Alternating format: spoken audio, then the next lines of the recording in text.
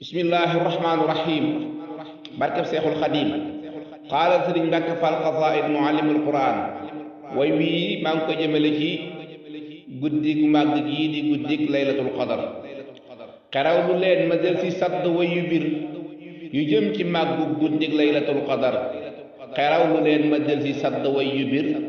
yu jëm ci màggu guddig laylatul qadar ku bëgg a gis benn bu gën fii junni am joxoñam na jëm ci laylatul qadar ngëneel yu rëy la feese dee ko màggal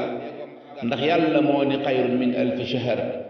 malaaka yaa ànd ak jibril di teewe fu gaaya géew di màggal laylatul qadar keroog ba quraan ba woo lawhul mahfuus mi ngi dëppoog gii guddi laylatul qadar tuyaaba yi fi xare daan jox la fi tey moo di la buur dëxëñ ci laylatul qadar bëri njariñ yaa tax ñu lëm bisam ba waa ju ko màggal yàlla dàq say lor li xew ci at mi borom baa ngi koy siife ci guddi gii ñu tudde laylatul qadar li wóor tiwul ci jaam bi tey ma wax la ko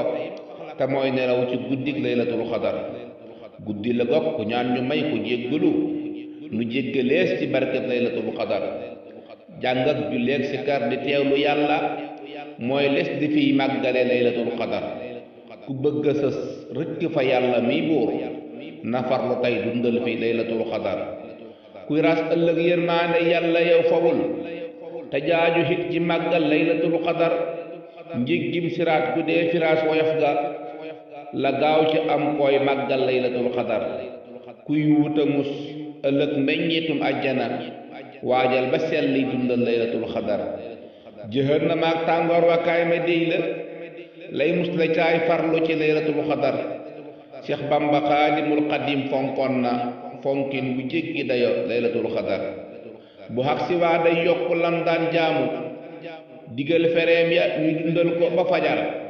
bu ak si waa day yokk lam daan jaamu digal fereem ya ñuy dundal ko ba fajar